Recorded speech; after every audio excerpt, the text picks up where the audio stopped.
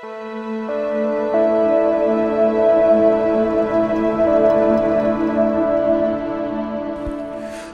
right, today I want to talk about the outer part outside of your sphere of influence. We want to work on the things that you do not have control over today.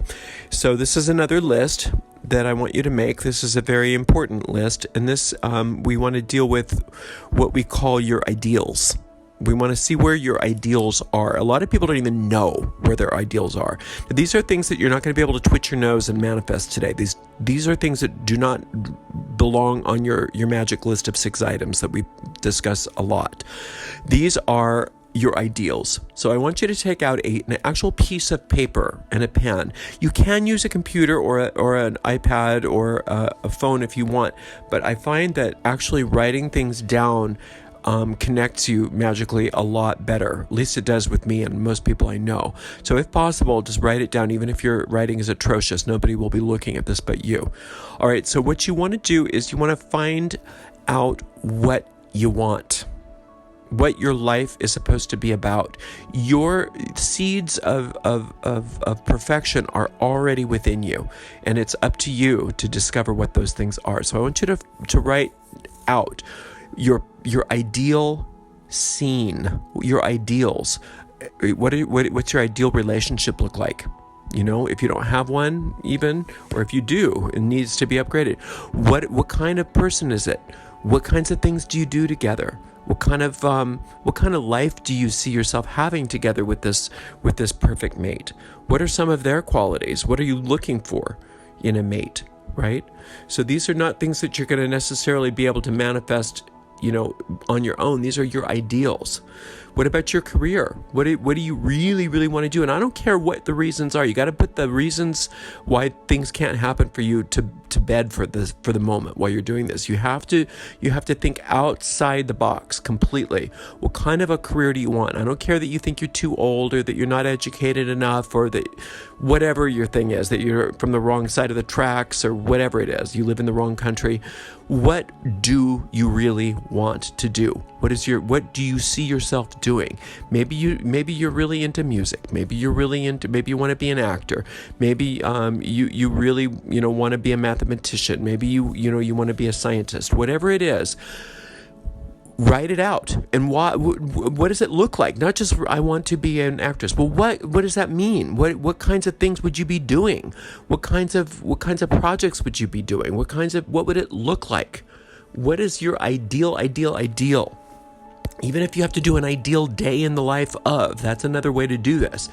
I mean, there's 1,000,001 different ways that you can approach this, but get it on paper. What is it that you really want? Notice if you find resistance to doing this kind of thing. Those things are good to notice and write through it anyway. What kind of money do you want? What is your ideal financial situation? Maybe you don't even know. Just being prosperous is not an ideal. An ideal might, for somebody might be $700,000 income a year. That's what they need. And if you don't know what you need, well, figure it out. What kind of a house do you want? Well, what kind of money is required to buying and upkeep of that? And what kind of travel do you want to do? Right? What does that cost? Do the dollars and cents. And then you can write down your ideal financial picture, right? Maybe you've got a lot of debt that you want to have paid off. That's an ideal, that you want to have that paid in full. And that instead of being this much in debt, you have this much in savings. You have this much in investments, maybe, right? Again, it's okay. There's no limit, but be realistic in your mind as to why you want that money. It's not you. There's no limit to how much money you can have. If you want $10 million or $1 billion, fine. But why? What kinds of things are you doing with that money? What does it mean? What does it look like? It's not just some abstract figure, that you're putting down in a book somewhere. It's like, well, I actually need $750,000 income a year, because then it will enable me to do this, and then it will enable me to do this, and this costs this much, and this costs this much right now, and then I need this much in savings, I need this much to give to charities, I need blah blah blah blah blah blah blah, right? And then you have it all worked out. You take an hour, 2 hours, whatever it takes, and write this stuff out. What kinds of travel do you want to do? Where do you want to go? Now, some people really need to travel first class or business class. I mean, especially if they're really tall. Some people don't want to do that. That's not important to them. What's important to you and why? That's what's important. Nobody is going to look at this. It's not anybody's business what your desires are, but you need to know what they are. Don't fake it. Don't pretend like something's not important to you. If it is important to you, write it down. It's your list. So write down all of it as much as you can. Your career, your spiritual life, your home, your travel, your philanthropy, or whatever the activities that you find important, gardening, all of that stuff. What does your life look like? This is your ideal. All right? Now, I'm going to give you a little tidbit of information that this ideal, even the one that's like seems a little bit the most audacious, is really not that big of a deal. It's really not that big of a deal. To somebody else, you wouldn't be asking for enough. Somebody else, you'd be asking for a pie in the sky. It's really not that big of a deal, because ultimately you can have whatever you want. You can, but you can't have it if you don't know what it is. But we're dealing with the ideal, which means that it's outside of your sphere of influence to create at this moment in time. Okay, but we're gonna expand and blow away some of the limitations from your sphere today. So once you have this list of things, and it can be many pages long, I want you to make it as complete as possible and enjoy the process as much as you can, even though it is kind of like homework. Because then you're going to have another new sheet of paper, and you're going to write down the reasons why I can't have what I want or the reason I can't have what I want is. And just don't edit it. Even if it doesn't make sense to you, just let it be stream of consciousness. Allow the first thought that comes to your mind to be written down on that paper. Another reason why I can't have what I want is. Another reason why these things can never happen for me is. Another reason why I can't have these things is. Over and over and over again. And just write and write and write. Just write as much as you possibly can until you notice that you're really repeating kind of the same things over and over again. All right? So you're going to have a list of hopefully really ugly thoughts, maybe things that you haven't noticed that you're thinking about yourself, but they're there, because you've allowed them to come up. You've allowed yourself to catch a glimpse of what your ego mind is telling you, so that you can't have what you want. Because if you have what you want, then you'll be happy. If you'll be happy, then you'll realize that you're not separate from your good. And if you're not separate from your good, then your ego mind is threatened, because your ego mind's job is to keep you separate from your good. Because the only way to be separate from God is to not be good, is to have anything that's less than perfect, anything that's less than good, everything that's less than ideal. So that's your ego's job, is to keep you separate. And the only way to keep you separate from good is to have things that are bad in your life, or things that are just always just beyond what's possible for you, right? So now you've got this list of negative things. It's a real peek into some of the ego blabber that's going on inside your head. All right. And so I want you to go through that list and find maybe the top 5 or 10 thoughts. So meaning the ones that give you the most emotional charge or turmoil, the things that make, when you go through, you get an obvious emotional reaction. The ones that maybe especially if you're embarrassed to see them on the list. That's a good one if you're embarrassed. Because the ego is embarrassed that it's been caught. It's been saying all this stuff to you all this time. And now it's been caught red-handed. All right. So go through that. Now, one thing you can do is just invert those things. So for instance, if it says I'm an evil person that deserves to be punished, you could say I'm a good person who deserves to be rewarded. You could just say that. And there's nothing wrong with that. But your mind will probably, since it already really has a lot of stuff going on about you being a bad person that deserves to be punished, just saying, no, I'm not, can just do nothing more than put you into a place of arguing with your deep mind. And your deep mind will win if you're in an argument, because it's more powerful than your conscious mind, because your conscious mind is just the chooser. It's just the planter of the seed, but your deep mind is the earth itself. Your deep mind is what's bringing forth all of this stuff. So it's really not the mind that's the problem. It's all those weeds that have been growing for so many years, even lifetimes, inside that earth. It's almost impossible sometimes to just sit there and argue with it and pull one weed at a time. It's like maybe in several lifetimes you'll have cleared the field, right? Instead, we want to compose our affirmations in a way that actually gives results. And so you need to come to terms with whatever your idea of infinite good is, infinite intelligence. It can be God. It can be Jesus, it can be Lucifer, it can be the goddess, it can be Gaia, it can be Isis, but it has to be something that you really, really believe, that there is some force that's greater than you, that's higher than you, that is capable of healing you of these thoughts. All right. And so it's beneficial to come to a realization of there being only one power, nothing to thwart it. In Gnosticism, they call that the monad, right? But in Gnosticism, a lot of times they believe that's, I don't want to get into that. But anyway, the one supreme power, one power. I'm going to call it God just because it's easier, but I'm not talking about a deity. I'm not talking about the Jewish tribal god of the ancient Hebrews. I'm not talking about a specific deity. I'm talking about your loving parent that is the infinite life force within you that is keeping your heart beating right this very second, that loves you no matter what, that always will heal a cut on your finger, that will always, that will always allow you to take another breath, etc., etc., etc.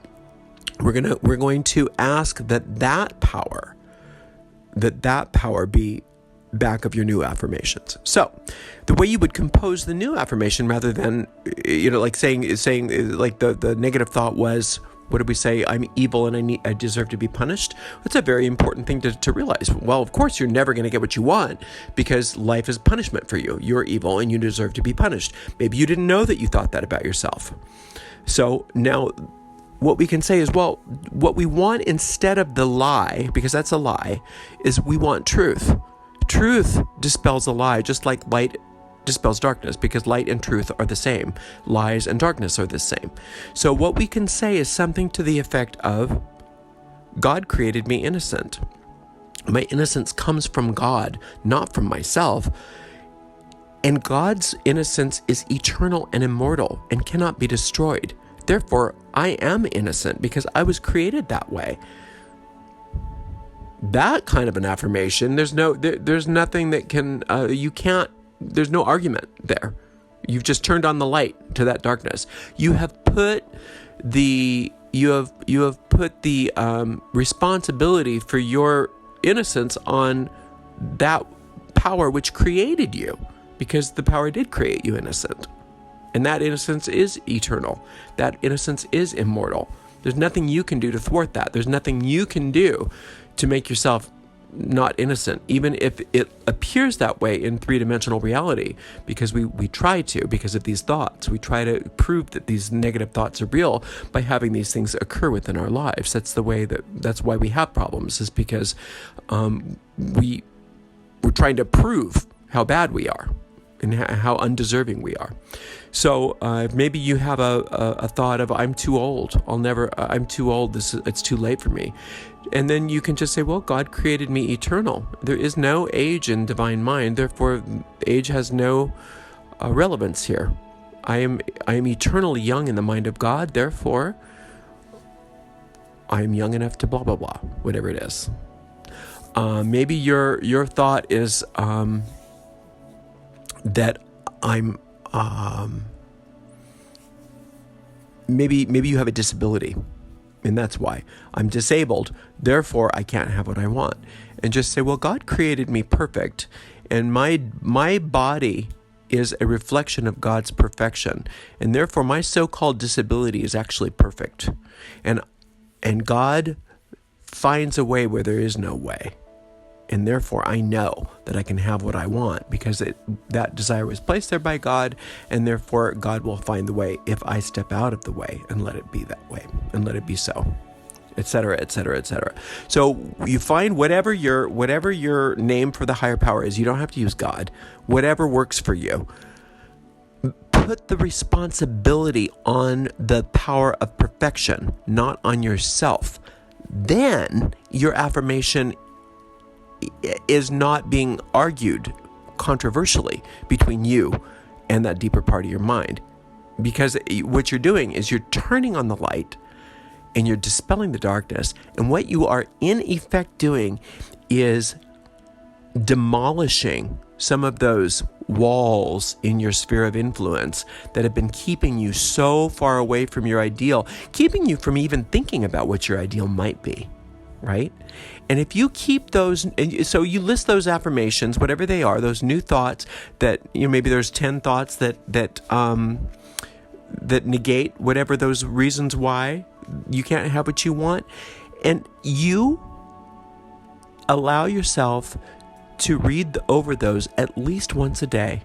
Just read them over. If you can memorize them, that's great.